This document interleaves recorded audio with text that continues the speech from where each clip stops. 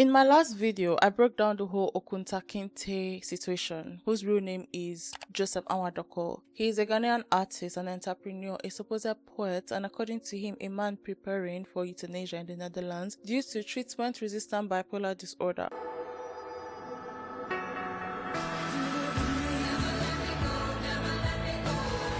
But before that, he was hosting these emotional last suppers for strangers, writing essay-length captions on Instagram and turning the whole thing into a content campaign. Oh, and all this was happening after artists from the Nodo residency accused him of scamming them out of over $350,000. The timing, of course, was off, and he went from being accused of fraud to announcing that he was going to die in under 2 weeks. I already covered the soft lighting, the tears, the avoidance of criticisms, the way everything was perfectly curated. But what I didn't talk about, what I saved, is other things I already found. Please bear in mind, I'm the first content creator to speak about this on YouTube and on TikTok. I'm the first person to speak about it like digitally apart from Reddit. So being the first to speak about this, I was testing the waters to know what should I bring out, what shouldn't I. So when I found out and tested the waters, I went back to do a part 2 and to really do a real deep dive. So that's why I'm back, okay? So when I say things I didn't speak about was what Reddit found, they didn't just find a few contradictions, they found everything. There is an entire subreddit called R Okuntakinte Snack, and they've been on it, yeah? People have pulled up deleted posts, they've tracked usernames, they've built timelines, they've shared testimonies from people who hosted him in their homes. It's giving Reddit FBI, and most of them, they don't even think that this was ever about saying goodbye. They think that it was him grifting or him branding, using grief to brand, and that the man isn't mourning, he is marketing. Now, about the dates, yeah, Joseph never gave a confirmed euthanasia date, but I could have sworn I saw July 30th mentioned at some point. And I know I'm not alone. I am not alone. Other people have said that they've seen it too. But if you check, there is no sign of it any longer. It's been scrubbed. When I asked about it, one of the moderators said that he never explicitly gave a date, but he did something that in hindsight was just as calculated. He created urgency. He said that he hadn't secured any euthanasia slot beyond August, and that hit me. Because when someone tells you that they haven't booked anything past a certain point or a certain month and they've been talking about death non-stop, it makes you feel like the end is right there, like there is a countdown. So whether he realized it or not, it shaped how people responded and it made everything feel final. But the problem is, there is still no proof that any of it is real. There is no documentation, there is no confirmation from any Dutch medical board. There's no receipt showing that he applied for anything, let alone get approved. And let's be clear, euthanasia in the Netherlands isn't easy to access. It takes years. You need psychiatric evaluations, multiple specialists, legal steps. But with Joseph, nothing came from it, just vibes and storytelling. So Reddit does what it does. It starts piecing it together, and what it looks like isn't someone preparing to die. It is someone that is trying to rebrand and trying to run away from his past of scamming. The Last Supper project started picking up traction right after the fraud allegations gained attention. The narrative shifted from "where is the money" to "please be gentle, I'm dying." And that shift, it felt very intentional, and that's what we're getting into today. But before I go into it, disclaimer, because everything in this video is based on publicly available information, first-hand accounts, Reddit discussions, and archived content. While the events and the behaviors described are documented through screenshots, testimonies, and social media activity, all claims about the individuals mentioned in this video, including Joseph Anwadoko, Okuntakinte, whatever he decides to name himself, they're all alleged, okay? Nothing in this video is meant to harass, defame, or incite hate towards anyone involved. This is a critical commentary on public behavior and digital storytelling. Be respectful in the comment section. Even YouTube tells you that. Be respectful and follow community guidelines, okay? Please be respectful. This is not a diagnosis. I'm not here to diagnose anybody, and I'm not here to attack anybody personally, okay? Now that that is out of the way, let's talk about how this whole thing just spiraled into one of the wildest influencer saga that the internet has ever seen. Okay, before we go into that, I first recorded this video on the 23rd of July, but new information keeps coming up and coming in, and I have spent nothing. The last time I revised my notes, I spent nothing less than 7 hours revising my notes and adding new information. So yeah, so initially I just thought that I would add like an edit special, but the more I tried to break everything down, I just realized that I might need to do a re-recording. I kid you not, because of the new information that keeps coming up, I've recorded this video for like, I think this is my 4th or 5th time, and after this I'm done. I think that I have tried, like even yesterday there was a new information that came up and I had to get to writing, I had to get to researching. So this is it. I cement it. I'm not doing this again. I feel like I have tried, okay? I feel like I've tried. But maybe there will be a part 3. Maybe. I'm not sure. But I have never had any YouTuber, I've never done a case where I've had to do part 2 within a period of 1 month. Last time I did part 2 was on Andrew Tate, and that was like 8 months apart. This one I'm doing like every day I wake up, like I'm seeing Okuntakinte snack as a notification on my phone. Like, yo, I need to So that being said, please kindly like, share, subscribe. Please share this video with your friends and your loved ones. And thank you. Let's get straight into this video. So let's talk about how the dinners were giving more scam than closure. The whole concept of this Last Supper project, whatever, was that he would have at least 100 Last Suppers with strangers. You bring the food, he brings the vibes. It sounds poetic, but once people started sharing what happened, it just got weird. There is a flare on Reddit called Supper Testimonies, and it's full of people explaining how they bought food or they brought food, they cooked, they paid for his train fare, and he never even showed up. One host said that he asked her to take a photo of the table and send to him anyway so he could post it like he was there, and yeah, he no-showed and still wanted the content. Others said that he would guilt trip them whenever they asked what happened to him, and they will plan everything and then he will bail last minute, then somehow he will make them feel bad for being upset. The current thing with Okuntakinte is that he does not take accountability. Yeah,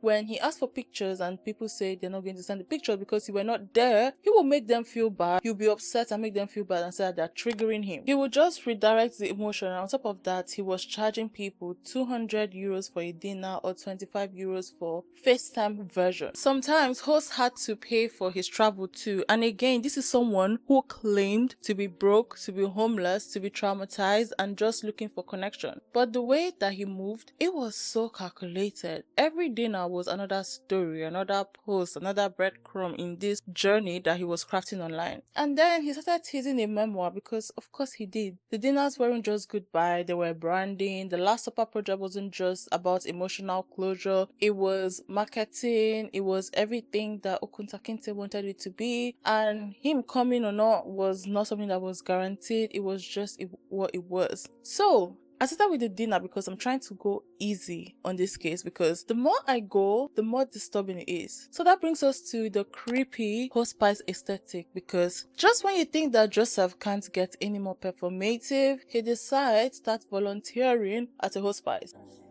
I don't know how to feel, but I wanna try. Like, when you think about it at first, it sounds wholesome, yeah? Like, maybe finally he's grounding himself in something real. But of course, he doesn't just quietly help out. He starts posting pictures from inside the building. Not of patients, thankfully, but still photos of actual hospice interiors. Real rooms are meant for end-of-life care, private spaces, quiet corners, the corridors, places where people go to die in peace. And then he would take pictures of him there, him even in the kitchen, and then he would turn that into an aesthetic. He would take Instagram pictures, he would caption them about pain and healing. He would have this black and white filter or like aesthetic, and he basically used hospice as a vibe. Reddit, they cut it immediately because people flagged it as a blatant violation of palliative care ethics, and you know what, they were right. The hospice ended up firing him because that's how serious it was. And his response, not an apology, not even a pause for reflection, he blamed it on the haters. He said that he was being targeted. He called it a smear campaign, as if the real problem was people being mean to him, not the fact that he brought a camera into a literal hospice and used it for clout. That's a recurring theme with Joseph. No matter what happens, he's the victim. Cross a boundary, you blame the critics. Get fired, it's a witch hunt. People don't understand him, people are cruel. But somehow, he's never the one out of line. So that being said, let's talk about when Joseph uses grief as a brand.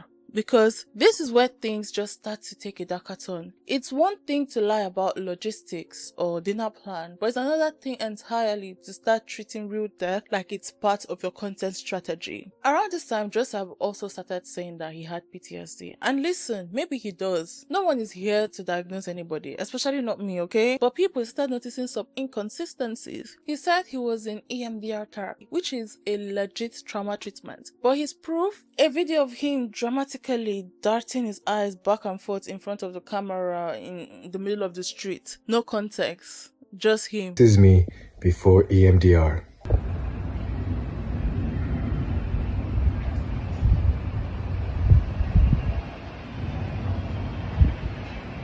This is me right after. Just him staring at the lens in the middle of the streets and saying that he just came out from his EMDR therapy. It looked to me more like a TikTok trend than a therapy session. Because EMDR is very, before I go into the reaction, EMDR is a very, very serious form of therapy. It's kind of like the last resort. Does that make sense? You have to have gone through periods of other types of therapy, other types of treatment for you to be recommended EMDR. And when you are in an EMDR treatment, you cannot just leave like that. Okay? You can't just say, okay, I don't want to take this any longer. It takes process for you to be weaned off an EMDR treatment. Okay? So him coming, someone who is undocumented, so if you're undocumented and illegal, that means you do not have insurance. Let's start from there, okay? You don't have medical insurance because you're not documented, you're not in the system. And you just came when, let's say December, and all of a sudden you're taking EMDR treatment. Like, who would believe that? So people reacted, especially Reddit. Reddit was ruthless. One person said that he basically watched one EMDR explainer video and now he thinks he's in treatment. Another person pointed out that you don't get diagnosed with PTSD after 2 sessions, especially not by therapists whose hand you're taking photos of and posting online like it's some sort of spiritual awakening. And yes, that is what he did. That actually happened. He took a photo of his therapist's hand mid-session and posted it like it was some profound healing session. What therapist lets that slide? Who is running these sessions? Is it Joseph or the actual professional? But here is the part that is genuinely upsetting. Joseph has posted about people who died by suicide. People he didn't know. Strangers online, he shared their names, their stories, their faces, all without permission. No family approval, no context, just vibes, just turning grief into his own personal branding. I know that hand of his supposed psychiatrist or psychologist that diagnosed him with PTSD. Let me tell you, a professional will not let you take a picture of your hand because first of all, that's crossing a boundary that is not professional. And secondly, people actually think that is the hand of one of the hospice patients. And if that is what it is so fucked up, honestly. So yeah, like I said, Joseph, what he does is like he takes pictures of people who've committed suicide and then he posts on his page and then he brands them like his own sort of personal grief and he captions it about how he understands darkness. And when he posts this post, they're not like posts to help to raise awareness or to help people who are grieving. They're just meant to build his own image. This is not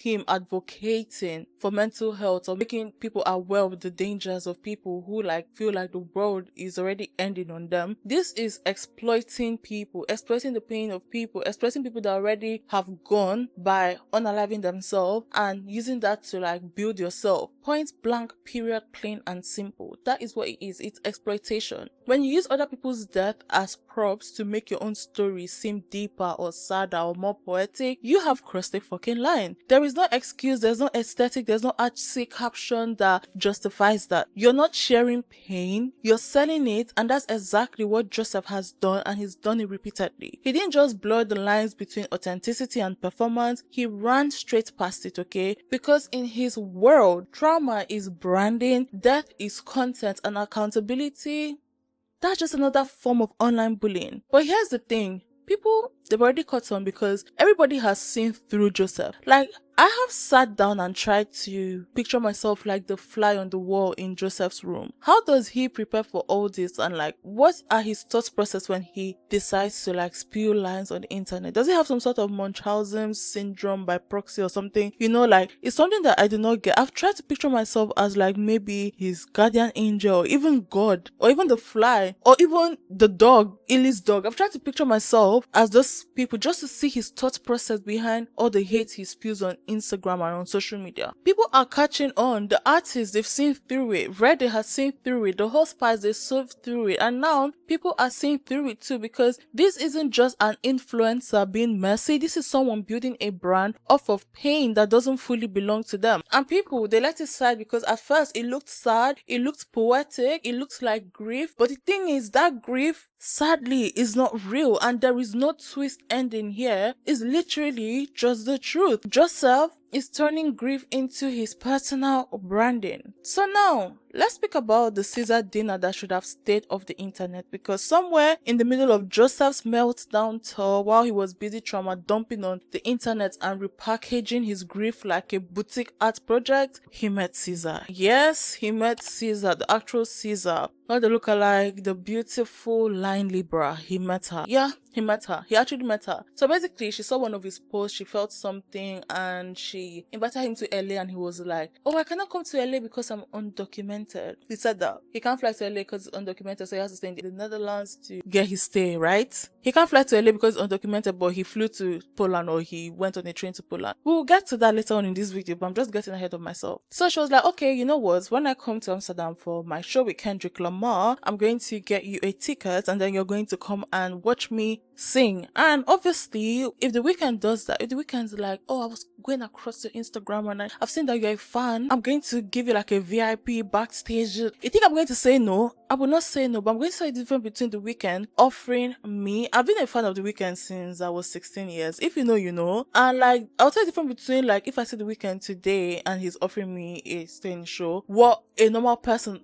would do, or what I would do, and what Joseph did. Okay, we're getting to that because obviously the Amsterdam show came, he went, they had dinner, and honestly, that should have been the end of it, yeah? A nice little big moment, a wholesome flex, the kind of surreal thing that you screenshot for your Instagram page, your group chat, your family, and quietly hold on to for the rest of your life. If The Weeknd shakes me today, I don't even know if I'm going to wash the hand. I'm joking, I would. I wash my hand every single second, but yeah, like, it's something that, you know, a wholesome moment, do and move on. But of course, this is Joseph, so he turned that dinner into a cinematic universe. Caesar is already his best friend. Oh my god, because I think this morning when I was preparing to like do this video, I seen a screenshot of him glorifying Caesar. Caesar came in July. I'm recording this the 1st of August. Yeah.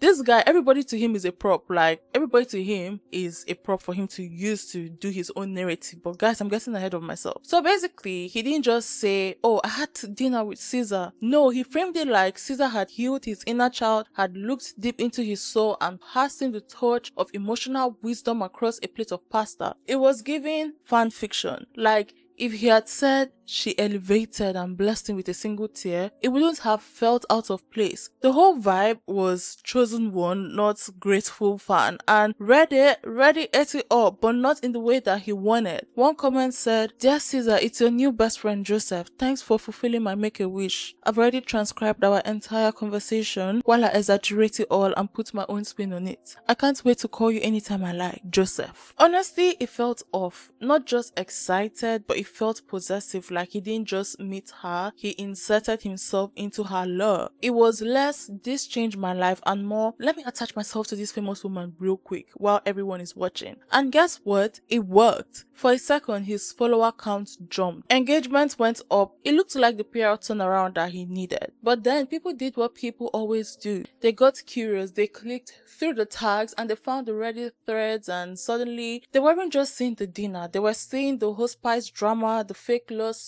the aesthetic euthanasia arc, the deleted captions, the alleged scam. People saw all of it. The Caesar moment didn't save, instead it just blew the whole thing open, because in my own opinion, after he saw Caesar, that's when I started seeing like so many videos come out about Okuntakinte. Even people from America have been doing videos, people from the UK have been doing videos. So like literally I've seen like lots of like more TikTok videos and more Instagram reel videos that have come out, okay? And again, this is because Caesar's fans do not play. What is going on? So since we last spoke, I'll break the update down into 3 parts. 1, the dinner with Scissor. 2, the engagement. 3, the detainment. So he went on the dinner with Scissor. Following the dinner with Scissor, he writes this open letter to her where he's like, you brought through your bodyguards. They were nice. Thanks for the hug. I always needed that, or whatever he was saying.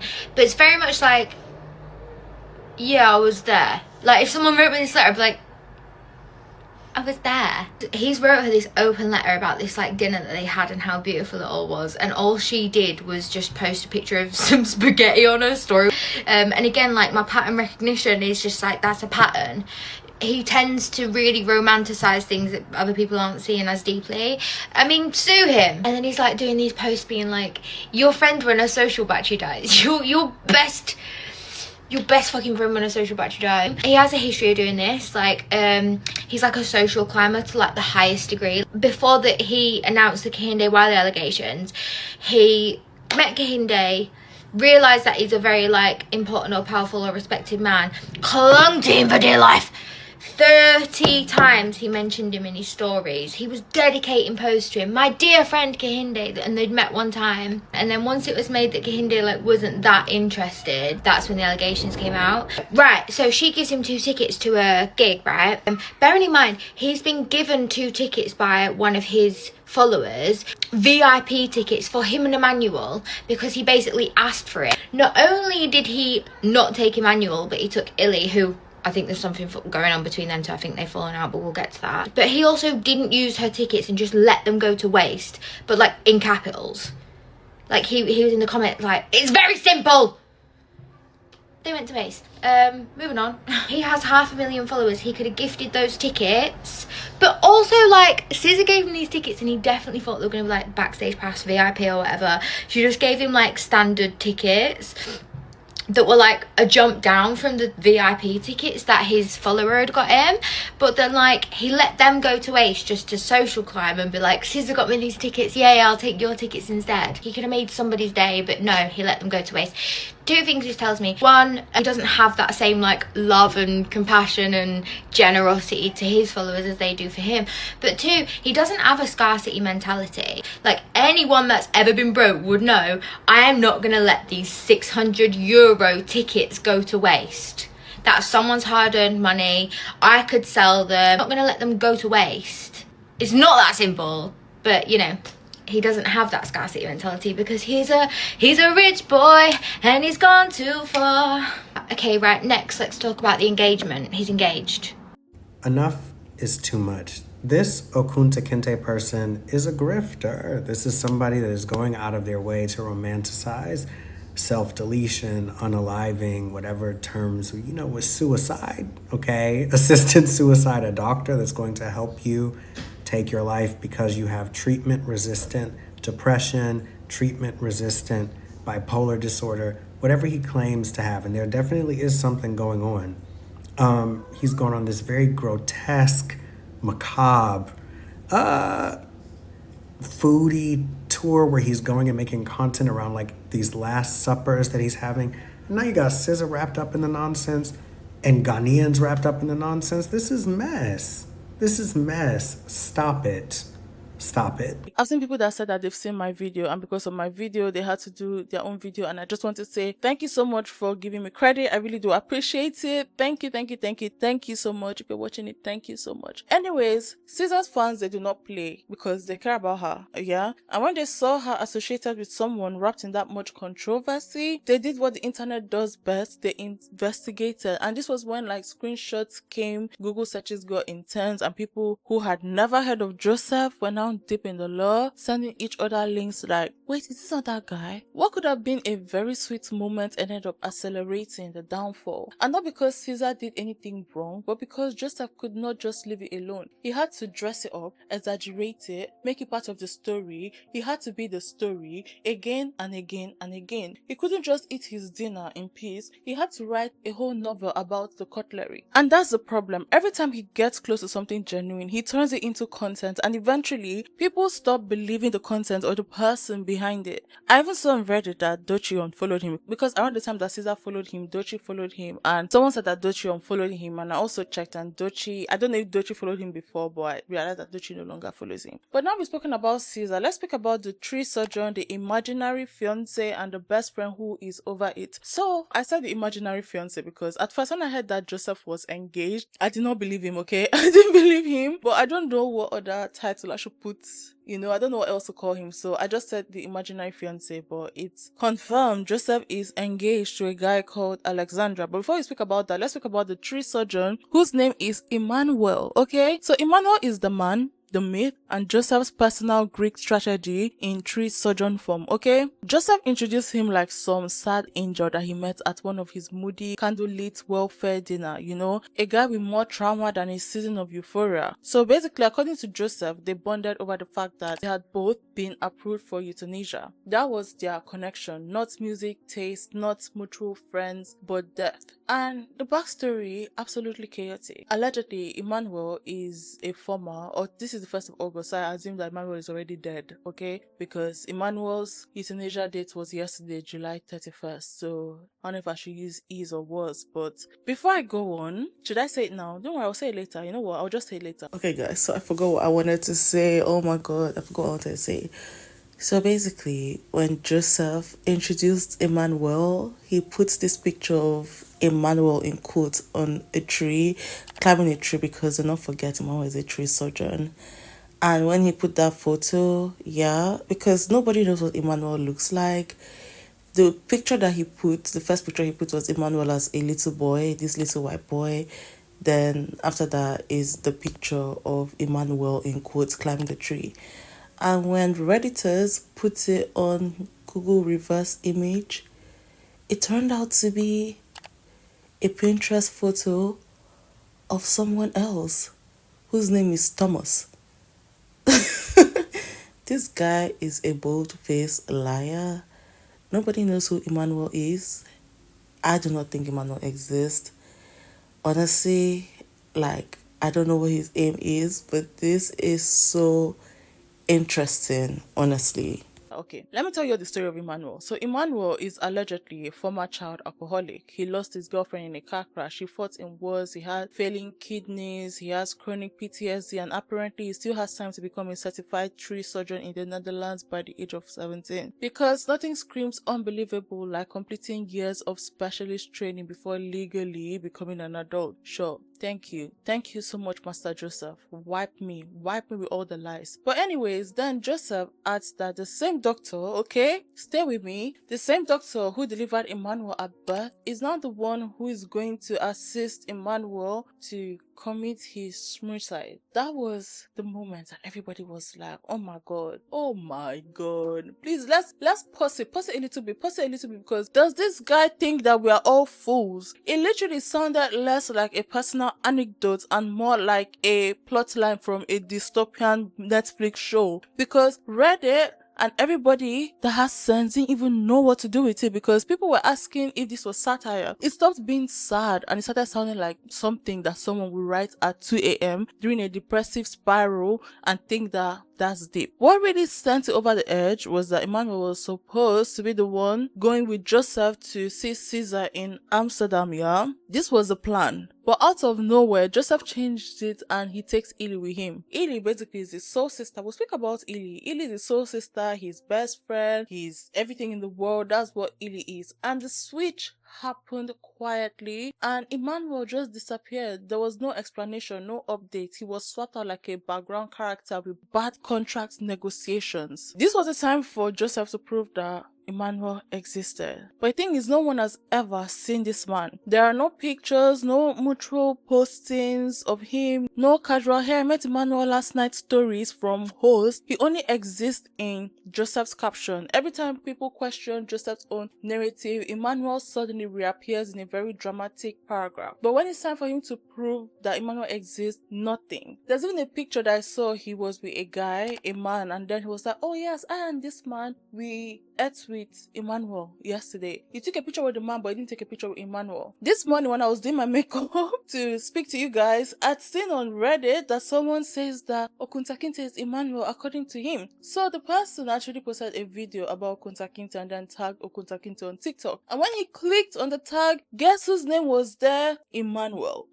So, is Emmanuel just another character in Okuntakinte's character universe? Is he? Because when it's time for proof, there is literally nothing, and that's how Joseph plays this. When things get uncomfortable, he creates a new character to take the heat off of him. People start pressing about his euthanasia claims, and suddenly it's, "But have you met Emmanuel?" But when that starts to crumble, there's a new relationship that pops up, because now Okuntakinte or Joseph Anwadako is engaged. Like I said earlier, it's giving distraction dressed up as vulnerability. And right now, Emmanuel feels less like a person and more like a very convenient storyline. And during this time was when Joseph brought in another person to the mix, whose name is Alexandra, who according to Joseph is his fiance. And yeah, Joseph is engaged now. So can you guys see why I did not believe that he was engaged? The first time I heard that he was engaged, because when someone starts lying, it's very hard to believe them even when they are saying the truth.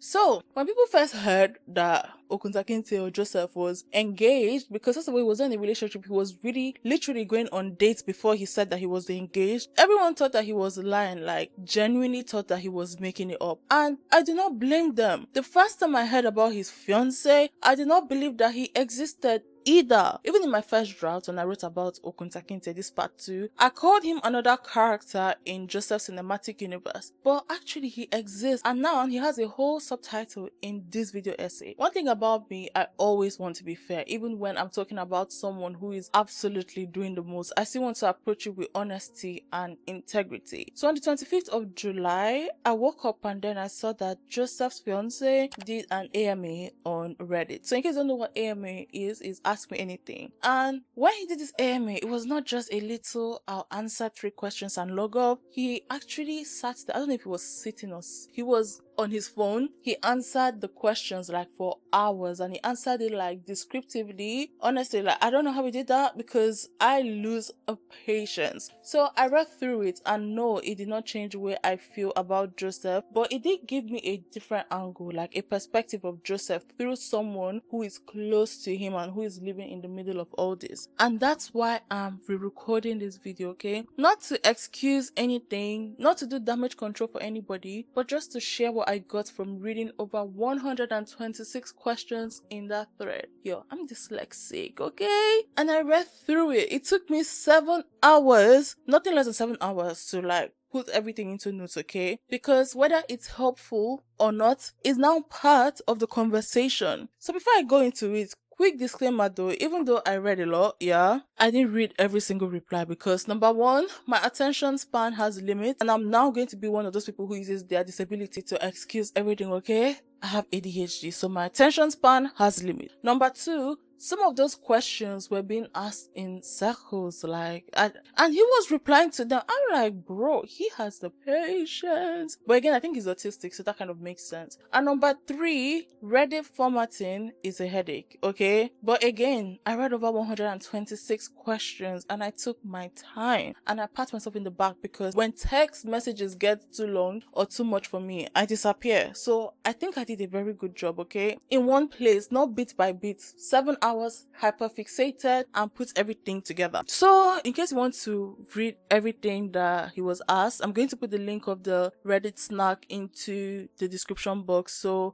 the comment section, so that you can check it out for yourself. So I'm going to tell you what I took from it, okay? Because right in the middle of the chaos that's surrounding Joseph, I'm talking about the call-out threads, the deleted captions, the hospice drama, all of it. We have his fiance, whose name is Z. So his fiance's name is Z Master Z or Alexandra. Still one person. So I could use Alexandra, I could use Master Z, or I could use Z, okay? So Z decided to pull up to the subreddit that has been dragging Joseph for months, and he said, ask me anything. And he didn't do this behind like a burner account. He was not anonymous. He showed himself, showed his face, because before he said that he didn't want to be known, but I think someone found out, when Joseph posted him. Anyways. But again, he showed up, and that already told me a lot, which I'll speak about later on in this video, okay? Most people in Joseph's position would be telling their partner not to do it, but Z did it. He sat there answering questions after questions about love bombing, the euthanasia claims, the money, everything. He didn't dodge everything.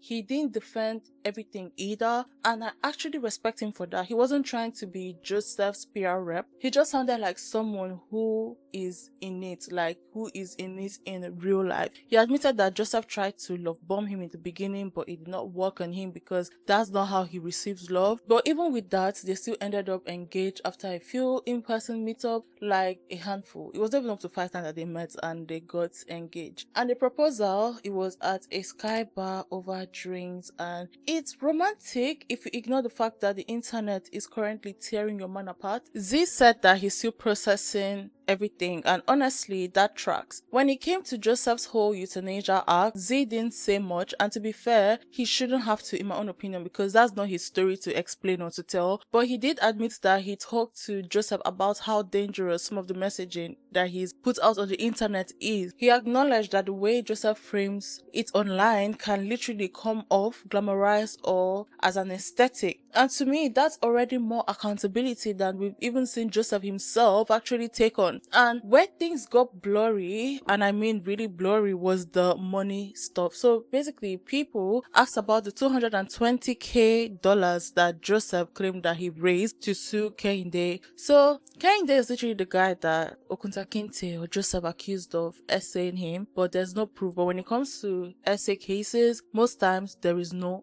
proof. But people do not believe that Joseph is telling the truth, and honestly I don't have a bone to pick in this one, because number one, I'm not here to minimize someone's assault case. I was not there. The only thing that happened, the two of them knows, and the truth is between the two of them. Kehinde has disagreed with it and he's refuted the claim, and honestly I don't know. So basically Z said that that kind of money that he raised for the court case against Kehinde never existed. At least that's what Joseph told him, and that only a small amount was raised and it was used to get Joseph out of Ghana. I don't believe it. I don't believe it, but it is what it is. So he mentioned family issues and Joseph naming his abuser, but then the story kind of stopped there. There was no follow-up details. It just ended, according to what I have seen. Which is fine, like protect your privacy, but also you cannot act confused when people think that it actually sounds shady. And then came the part that had people pausing. Joseph didn't even know that Z was doing this Ask Me Anything at all. His fiance literally went into the subreddit built to dissect him and had a full-on open discussion with people who had receipts, who had timelines, and who had months of commentary and did not tell him. And when someone brought that up, Z said that Reddit wasn't their priority right now. I cannot imagine me going to a subreddit and speaking about my person. To me, it's a little wild. Like, I get it, he's not onto Reddit, but like, it's a little wild. Like, but anyways, throughout the Ask Me Anything or the AMA, Z did not sound like someone that was trying to clean up a mess. He sounded tired, like genuinely tired, like someone who's been living in the middle of a storm and is just trying to stay upright. He even admitted that he doesn't have a backup plan if the relationship ends and they are not financially supporting each other, but it's very clear that Z's life has been impacted by all of this too. It didn't feel like damage control. It felt like someone just trying to be honest in the middle of something that is constantly shifting. He also said that he doesn't like being public. He wanted to never be posted or tagged or used for content, but Joseph posted him anyways, and that is him not respecting the boundaries of his fiance. Right now, Joseph's Instagram page is a whole ode to his fiance, and this is not something that his fiance agreed with or agreed for at the very first time. And because of that, whether he likes it or not, he's now part of the whole narrative, because that's how Joseph operates. Everything turns into a storyline. Everyone becomes a character. Someone asked what Joseph actually wants from all this, and Z said that it's just a creative outlet, that Joseph would be posting the same stuff even if no one else was watching. And honestly, I don't believe that, okay? We've seen the deleted captions, we've seen how quickly things have shifted once the heat gets too high, and the timing of posts, the press coverage, the way things are always curated. It does not scream just for art. It feels intentional. But one thing Z didn't do was try to make Joseph look innocent. He didn't say that people haven't been hurt. He just said that things are more complicated than they seem, that there is ongoing litigation, that we don't know the full story. And maybe that is true, or maybe it's just damage control that is being dressed up as nuance. I don't know. What I do know is that Z chose to show up, he chose to answer questions and let people sit with his answers. So whether you think that he's being honest, or he's being delusional, or he's just trying to survive, that's totally up to you. And yeah, that's what I got from the AMA. Make of it what you want. But now that brings us to Illy. So Joseph has called this girl his best friend more times than I can even count. He says that she took him in, she fed him, she dressed him, she helped him heal, she saved his life, all of that, yada yada yada. But if you actually go to her page, there is little to no post, or no selfies, or no repost, no ride or die energy on Illy's page compared to Joseph's page. Not even a soft launch. She doesn't say his name, she doesn't claim him at all. The only time that she ever did say anything was just like the week of the 23rd of July. Honestly, I really do not understand that post, but I feel like it was like a quiet boundary check. She posted a video of herself on an escalator with this caption that was very pointed, but it was not dramatic, it was not loud, it was more like, leave me alone, or respect my boundaries. It was basically just like facts. Basically, she said, some people liked you better when you were a mess. They called you support. You've changed just means I can't manipulate you anymore. Not everyone disappears because they are busy. Some disappear because they got what they wanted. Friendship isn't unconditional. There are terms. Mine starts with respect and ends with don't fuck with me when I'm on my way to the bathroom. I can forgive you and still outgrow you. Healing doesn't always look like holding hands. Keeping friends after 30 isn't luck. It's handpicking who still fits after you rebuild yourself. Pick friends with a healthy sense of humor that can laugh with you even when you're rough on the edges. And she tagged him Okuntakinte. So yeah, I don't know if that was a bestie shout out. I don't know. But in my own opinion, that is not a bestie shout out. That was her drawing the line in lowercase. It seems like I and her, we have one thing in common. We like typing lowercase. And honestly, I get it. Yeah, I get it. Imagine letting someone into your house out of kindness, and suddenly they're filming crime videos in your guest room, calling you their soul, telling the internet that you have violent IBS. Like, what the fuck are we doing? What are we doing? And how they even met, yeah? Allegedly, Joseph was hitting on her husband, and somehow that turned into a friendship, and then he moved in, and that's not a different kind of bond. That's just very messy. Honestly, I'm very, very serious, because I cannot imagine you hitting on my girlfriend and then I let you into my home with my girlfriend. Yo, I thought I heard my cat's meow because he should be eating by now. But honestly, that is so messy. Like, let's be serious. Let's be really, really serious. Hi guys, little editor's note. I've forgot to mention a huge part of all this. So when I say it's curious timing, not only is July the 30th fast approaching, but it has also come out since we last spoke that he could well be, is likely to be still illegally selling the artworks from the Nolde residency still to this day. So that's why I say it's very curious timing for a little bit of chaos, if you know what I mean. Anyway, on to the video. Right, the next part of my update, Joseph's engagement. This is all very weird. This is all distracting. There's so many moving parts. It's just like, I don't even know what's going on. Like, I had like a little break and then I come back and I'm just like, what the fuck is going on here? I think it is intentional, so just be mindful of that. So, he's engaged to Master Z, he goes by on Reddit, and his fiance, so he proposed. His fiance is like hard at it in the Reddit snark.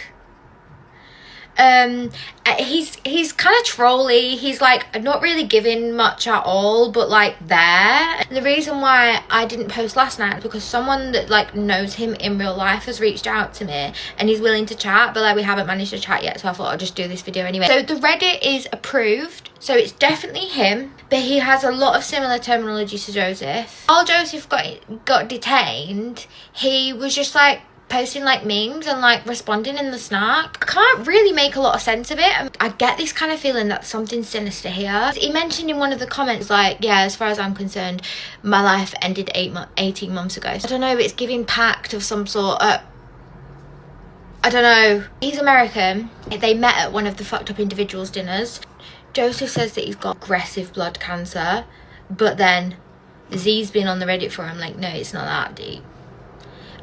He's in a wheelchair. It does tend to go for people that are like marginalized or like not able-bodied. There's a pattern here, but I'm just, you know, I'm still piecing it all together. Z didn't know that he'd been engaged 4 times before, and he didn't know about all of this lore behind Joseph, but then he does now, and he's just like a bit trolly. They're either working together or he's working with us.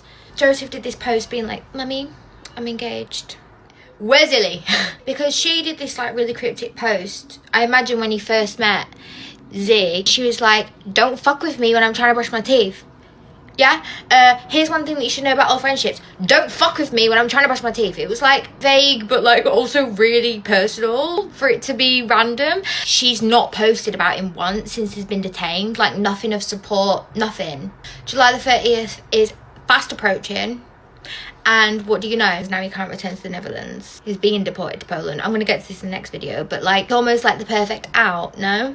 But the parts that really showed how Joseph moved was like the 100th Last Supper. I spoke about it. He hyped it up like it was going to be this big emotional send-off. He said that it would be meaningful. He said that he was going to get on a train. 2 women prepped the whole thing. They bought him tickets. They cooked. They waited and waited and waited and waited. But he didn't show up. Later, he said that he had a panic attack. Okay, he had a panic attack. But then he asked them to take the photo of the table so that he could post it anyway. Like, he wanted the aesthetic, even though he missed the dinner. Of course, they said no. And instead of apologizing, he told them that they weren't being kind, that they were making him feel worse, that it wasn't a, I'm sorry I didn't come. It was, you're hurting me now. And that's what he does. Like, even when publications like interview him and then they bring it up, he's like, you're triggering me. You're triggering me. Deflection. Joseph deflects whenever he's being asked about his problems. Nothing is ever his fault. There's always a bigger reason. The trauma when it comes to Joseph is rather than the impact. Even other people that have served him in their homes, they said that he doesn't even say anything. First of all, he talks about himself, and then after that he's on his phone, he takes a picture of the food, and that is it. He does not acknowledge people who have invited you into their own homes. And the people around him, they aren't people. They are all props. I'm talking about Ely, Emmanuel, Alexandra, the people who host him. They show up when the story needs them and disappear when they don't. And when that version of the story starts falling apart, he doesn't explain. He just starts a new one. You see new posts, new crisis, new aesthetic, not him healing, but just a different type of distraction. But yo,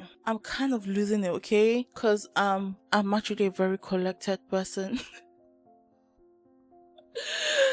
Yo, I'm losing a bit. Like, someone that I don't even know, that doesn't even know me personally, just making me like crash out like this. Like, that's not the plan. So guys, let's talk about the Poland arc here. So yeah, I'm going to speak about him being detained online and still doing the most, okay? Let's talk about one of the most absurd arcs in the Okuntakinte cinematic universe, okay? And that is the Poland detainment saga. So because apparently not even being allegedly detained in a foreign country is enough to stop Joseph from logging on. This man could be mid-border crisis and still find time to post an Instagram story. So around mid-July 2025, Joseph claimed that he was detained in Poland. There is no backstory, just vague mentions of traveling illegally and dramatic captions about being displaced. But instead of, staying quiet or sorting legal aid or just figuring out how to not get deported, Joseph did what he always does. He started curating the chaos. Right there from the supposed detention center, he already everybody has a story. We're talking mood board style stories, Instagram stories, heartfelt captions, Substack, and even a bloody selfie. Okay, one caption said something like, "My best friend always said that I could post from anywhere, even detention." Like, sir,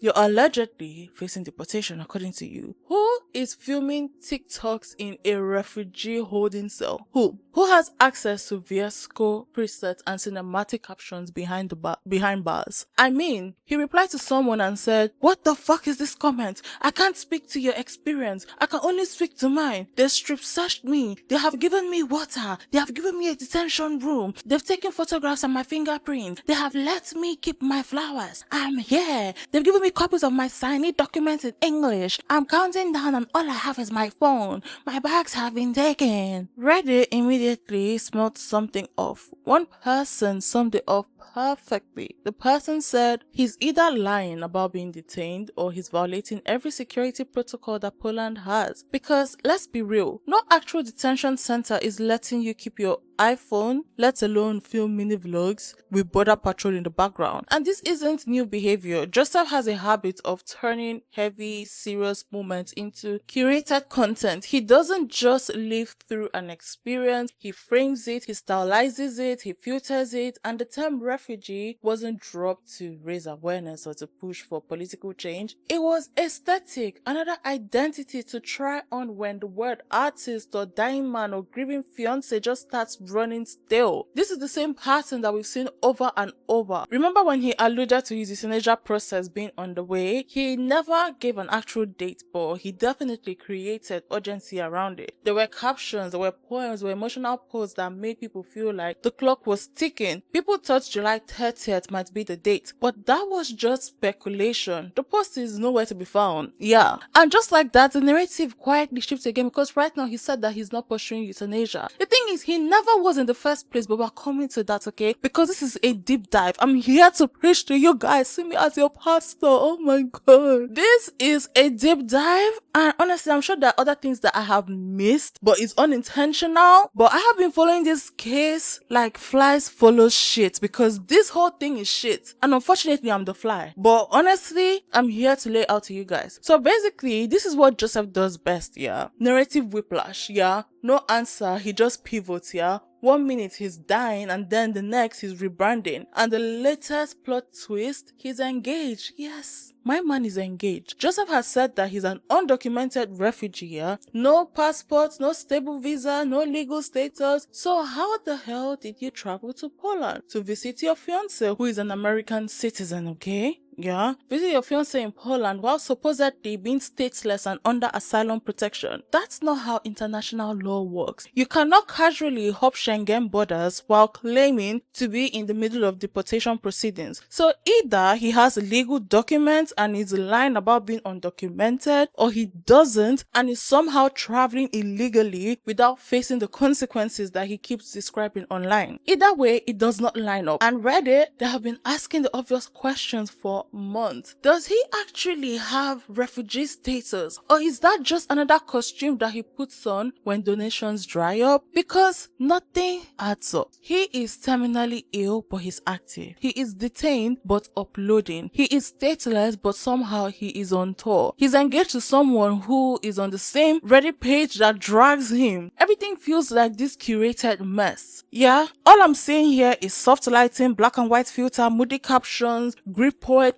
and everything but receipts. The moment you try to zoom in, the whole thing just dissolves. It's literally like a mirage. You think you're seeing something till you go closer and you see nothing. And if that wasn't enough, Joseph then drops a handwritten letter to Alexandra reflecting on his alleged detainment. He posted it on Substack. I don't know why I said handwritten. He typed it, but kind of felt handwritten, but anyways. So he posted it on Substack, yeah, and he shared it with the caption, "I am safe now." You would think that it would be raw and vulnerable. And sure, it starts that way, but it quickly spirals into something between a love letter, a performance piece, and a brand promo. He describes being handcuffed for the first time, transferred like luggage between German and Polish authorities, and crying in the back of a van while humming close soul songs. And he said that he went through all 5 stages of grief during the drive. But somehow, in the middle of that mental breakdown, he still finds a way to drop designer tags. Literally. He mentions adjusting his FUI trousers. And in case you don't know what FUI is, it's not his best friend Eilish. That is her clothing brand. Fucked up individuals, okay? Why are you mentioning adjusting your FUI trousers like this is a press store, not a police van? Who in the middle of a detention crisis is thinking about their outfit details? Be serious, okay? If I were in custody, God forbid, I reject it for you and me, yeah? The only time I need handcuffs on me is when I'm in bed, okay? I don't know why I said that. Oh my god. I don't know why I said that. Please forgive me, okay? So basically, God forbid, I reject it, that my enemy, let me sound like a typical Nigerian, that my enemy is in custody. I'm not going to turn to my partner and say, I adjusted my ASOS halter neck top. It's ridiculous. He even quotes the officer saying that he is too educated to be what they expected. And instead of using that talk about profiling or systemic injustice, it becomes another poetic flex. Like, even my operation looks different because I'm articulate and well dressed. It's content, it's branding, it's curated empathy. Oh my god, Jesus Christ. Anyways, the whole letter just ends up feeling more like an aesthetic journal entry than a real account of trauma. No dates, no external verification, just vibes and a call to read more on Substack. And that's the core issue here. It's not that Joseph can't experience real pain, it's that he wraps it in performance, then he hands it to the internet like a trailer for his next act, because even in crisis, he's always promoting something. Even in heartbreak, he's directing the scene, and nothing lands as genuine anymore. Not because he isn't feeling things, but because the delivery is so stylized that you can't tell where reality ends and the storyboarding begins. At this point, it's not about whether Joseph is lying. It's about how long people are willing to scroll, to watch, to believe before the next plot twist lands. So that being said, let's talk about Joseph's stage 4 testicular cancer. Guys, let me just say this. I really don't know how to pronounce that word, like testicular, okay? So in case I bite my tongue, like my brain is just scrambling, so please bear with me, okay? So yesterday, I spoke to Rosa Springer from Groen, hopefully I'm pronouncing it well, from Groen Amsterdam. So basically it's an independent newspaper that reached out to me for more information and what I know about Okuntakinte, you know? And during our conversation, she said that Joseph had claimed to have stage 4 testicular cancer. I had never heard of that, you know? I never heard of that, and I decided to look more into this, and boy oh boy, this guy has had so many illness at this point that honestly at this point I don't even know. But let's get into it. When influencers share their personal health battles online, especially something as serious as cancer, there is a level of trust that comes with it here. People naturally empathize. They assume that the story is grounded in truth, but sometimes that truth is being misplaced, and what you're left with is not inspiration, but a carefully curated illusion. And that's where Joseph Nana Kwame Anwadako, aka Okuntakinte, finds himself. He finds himself under scrutiny for allegedly fabricating key parts of his testicular cancer story, particularly his claim of surviving stage 4. Stage 4. We're getting to that. First of all, let's start with the basics, okay? Because according to multiple verified sources like Cancer Research UK and the National Cancer Institute and Johns Hopkins University, testicular cancer only goes up to stage 3. There is no medically recognized stage 4 when it comes to testicular cancer. That alone is a major red flag. If someone claims to have survived stage 4 testicular cancer, it means one of two things. Either they're extremely confused about their diagnosis or they are lying. And when it comes to Joseph, it's very hard to believe that it's just a mistake. The pattern of storytelling on his platforms just paints a picture of someone who understands how to craft a narrative for maximum impact. On Instagram, he posted, something is in my eye. On Instagram, he posted a sentimental cinematic image of himself standing on a boat with the words "conquering new fears" floating on the screen. In the caption, he reflects on his daunting battle against testicular cancer that forever changed the way that he looks at life. Nowhere in that post is the cancer stage mentioned, which might seem like a small detail until you realize that in a now deleted thread post, he reportedly said outright that he had stage 4 cancer, and a screenshot of that post is still circulating and it was captured in Google search results. He said, "I got diagnosed with stage 4 rare cancer at age 24. Conveniently, that statement is no longer live because he deleted it. So even though he deleted it, if you type it in on Google, it's going to show in the search results. So if that does not show you that the internet is forever, I don't know what else that does. So you can delete whatever you like, we will find it, okay?" So, Reddit user pollution number. I'm so sorry. So there's this Reddit user, his name is pollution number 8096. Reddit names, yeah, sometimes when I see it, I just used to laugh. I'm like, what made you pick that? I understand sometimes Reddit tells you what to pick, but pollution number 8096, like, hi, if you're watching this. But anyways, Reddit user pollution number 8096 made it a point to call this out, providing sources and medical links for readers to verify the fact. The user also raised a fair concern. The person said that Joseph may have tacked on the stage 4 label just to add more razzle dazzle to his story, and to be honest, that tracks because another Redditor, find definition 3396.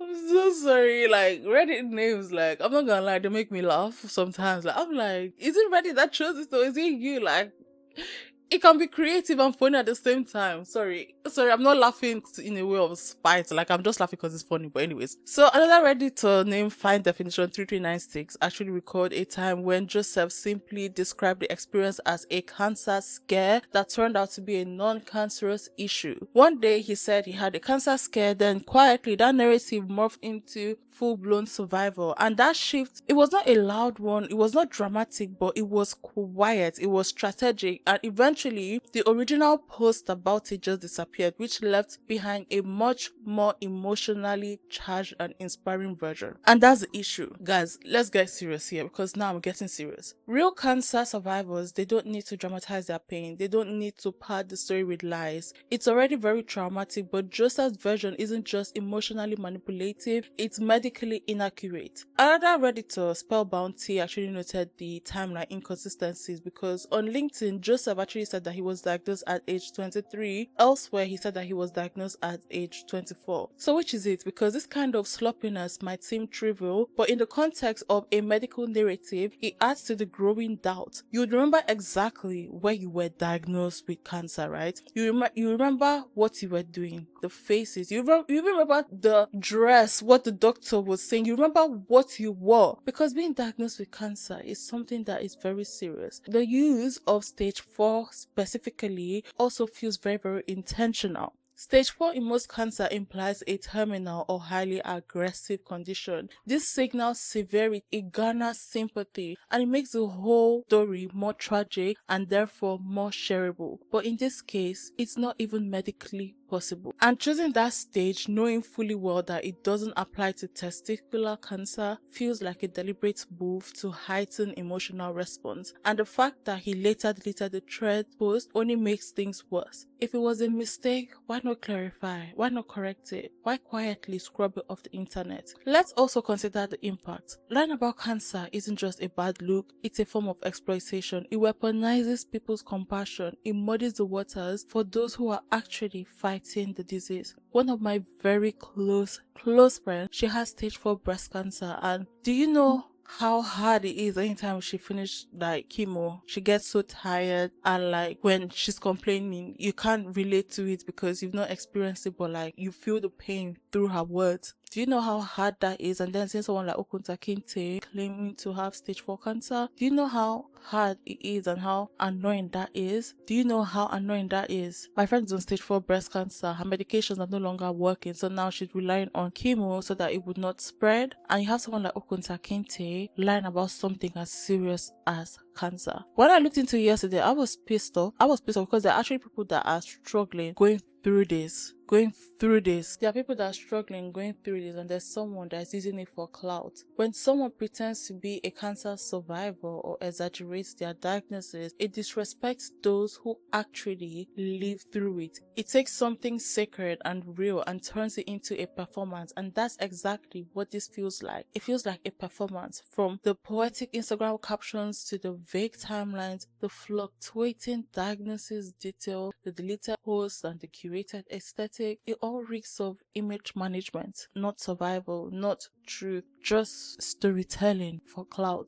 This isn't about canceling someone for a mistake. This is about calling out dishonesty, because there are real people who have fought real cancer battles and they didn't get to pick and choose the details to make themselves look better online. They didn't get to delete the hard parts. They didn't get to rebrand a scare into a survival arc. They just lived through it. They are living through it day by day without applause. Do you know how it feels to hear your friend ask, would I make it up to 30 years? And then this idiot is here lying about having testicular cancer. And that's what makes all these things gross. Like, Joseph might have started with a scare. He might have gone through something difficult. But if that's the case, then say that. I have a video where I spoke about like me being misdiagnosed. I was misdiagnosed to have like EUPD, personality disorder. I could have taken that and be like, okay, yes, I have EUPD. But I fought for it because I knew that that's not what I had. And I was like, you have to retest me to be sure that this is not what I have. I'm not going to manufacture a terminal diagnosis for engagement. And that's what this guy did. Don't fake the trauma just to collect sympathy points, because while you're busy making content, there are people out there fighting for their lives. Okay.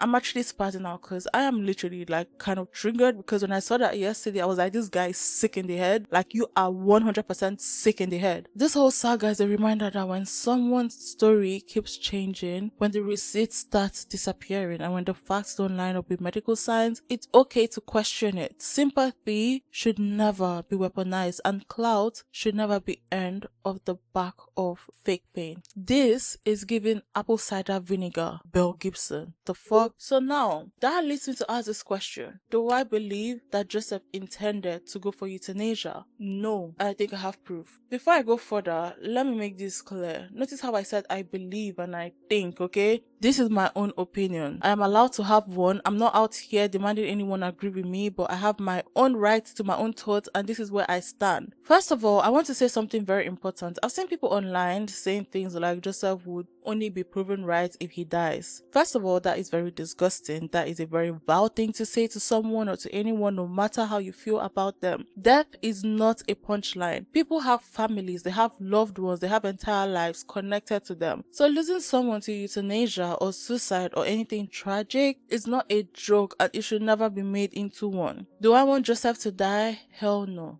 God forbid. Never. As someone who is clinically depressed, who is anxious and carrying a full alphabet of mental health diagnoses, I know what it means to be in a dark place. I know what it means to not want to wake up the next morning, to believe that the pain will not stop. But I also know that even if it feels distant, that things can get better. Or maybe I just choose to believe that they can. But that's why I have my cat, Orion, because last November, I was at the lowest point in my life and I almost did something that I wouldn't have even been able to regret it, because again, I don't even know what would have been. But then I remembered Orion, my cat, and the way he always nudges me awake in the morning, and that little moment of love just shifted something in me. So no, I don't want Joseph to die. No one should. But that doesn't mean that I believe what he is saying, and here is why. Okay, on December 10th, 2024, I just want to thank the Reddit moderators for putting this on their Instagram. If you're not following them on Instagram, I'm going to put the link in my description box. It's called Okuntakinte file. So on December 10th, 2024, Joseph posted publicly in his own words that, for just asking, I have not made any slots available beyond August yet. As given the euthanasia process, I am uncertain about what my chapter looks like in September. Now, let's read that again. He hadn't made any slots available beyond August because of the euthanasia process. That strongly implies that he was planning something final around that time, and that he had made slots between December 10th and July 31st. So he had made slots. And for you to be able to make slots for when you're about to be unalived professionally or medically, that means you've been accepted into the program. You know, when you're accepted, we're like, okay, now you've been accepted. Now pick a day you want to leave us on this earth. But then later on, he said that he hadn't booked any date for euthanasia at all, that he was still in the process. Those are two different messages. First, you suggest August might be your end, yeah? Then you say that you haven't booked anything. That's not just a contradiction. That is literally something that's very calculated, and it's like a calculated ambiguity. It created this urgency without offering truth, and it invites sympathy while dodging accountability. He also talked about finishing a book before the end, adding more pressure to the idea that his time was limited. And this is important because it wasn't just casual storytelling, it was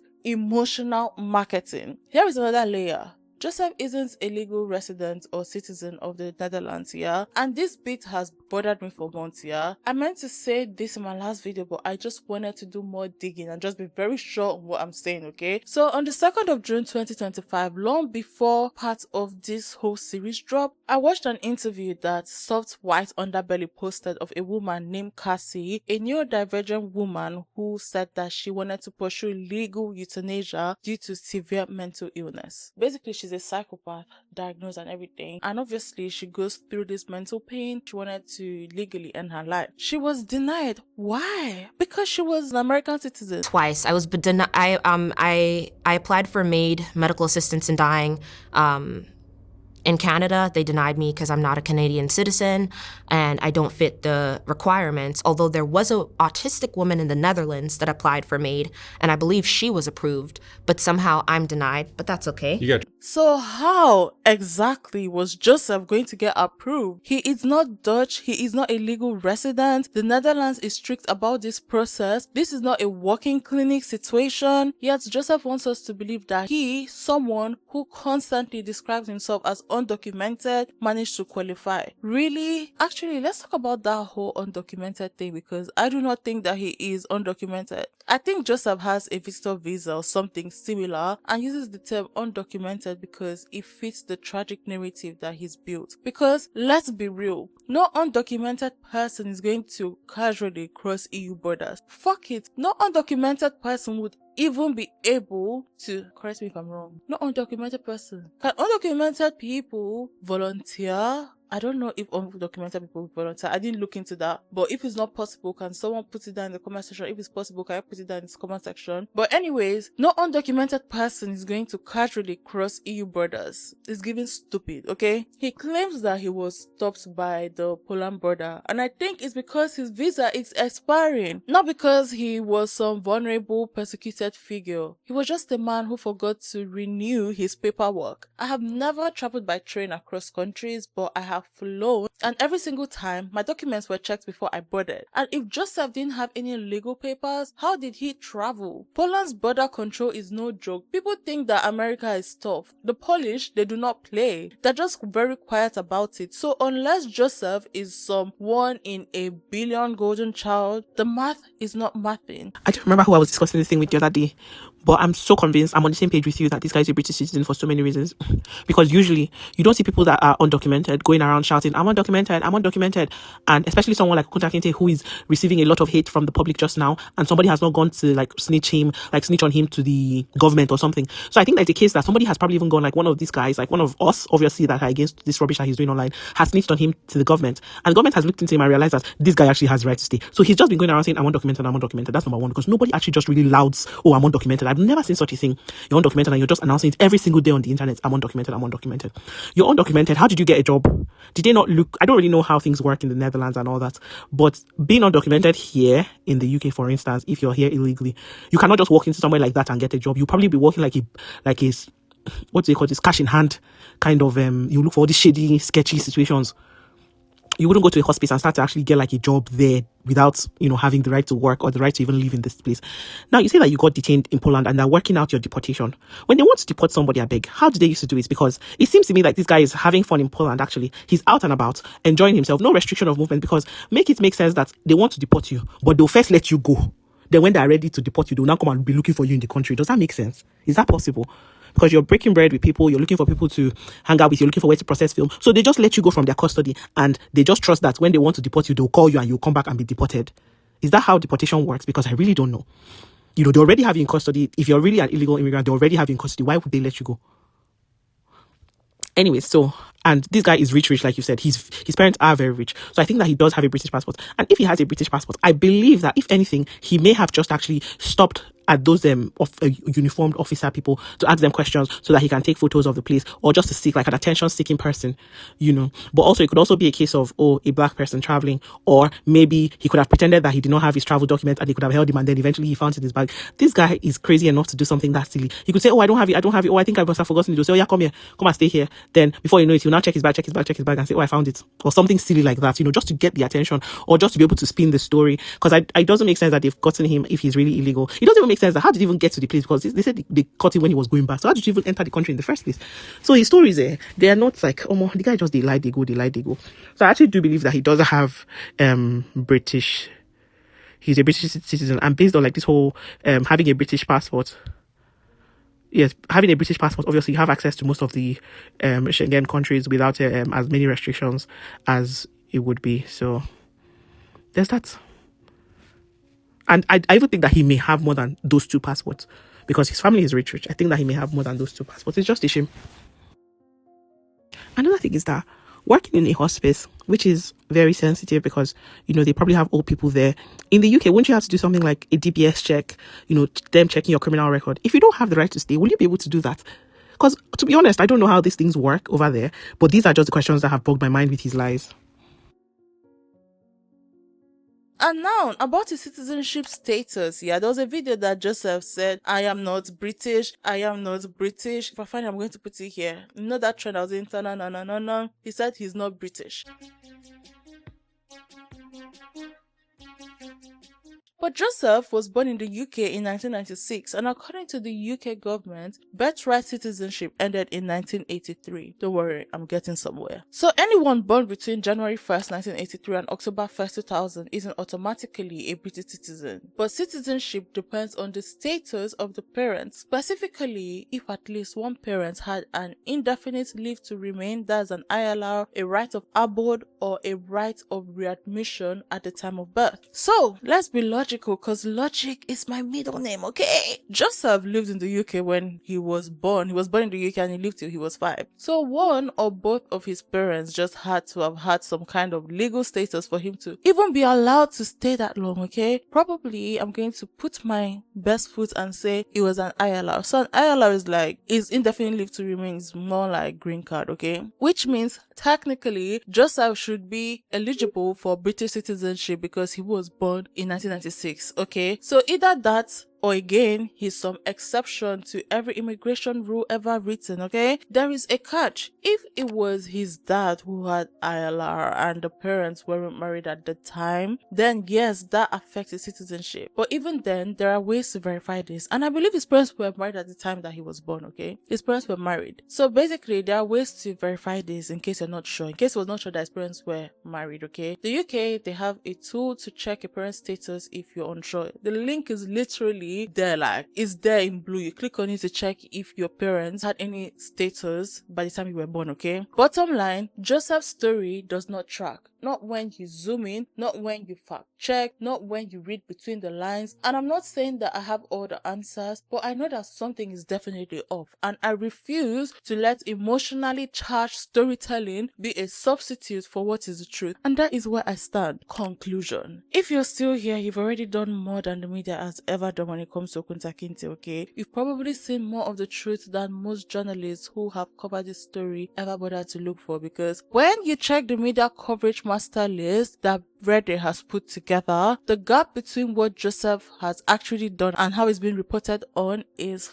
fucking insane. Big media outlets like the BBC, the Times, People, USA Today, they all ran stories on Joseph that read like pre-approved press kit, and they praised his vulnerability. They called him brave. They framed him as a mental health advocate who was gently fading into peace. And none of them mentioned the change.org petition that accused him of scamming artists. Not a single one brought up the ghost dinners, the host that he stood up, the money that he took, or the massive inconsistencies in his timeline. The Volkskrant article was the one that came the closest. They actually questioned the euthanasia claim and spoke to people who felt misled, but even that barely scratched the surface. And this was around the beginning, even before I did my own video, because I can remember the article drops the day or 2 days before I filmed. It dropped 2 days before I filmed, and I kind of mentioned it in my last video. Yahoo Mail, they actually did something, but I don't know. You know, it's Yahoo Mail. You can never take them seriously.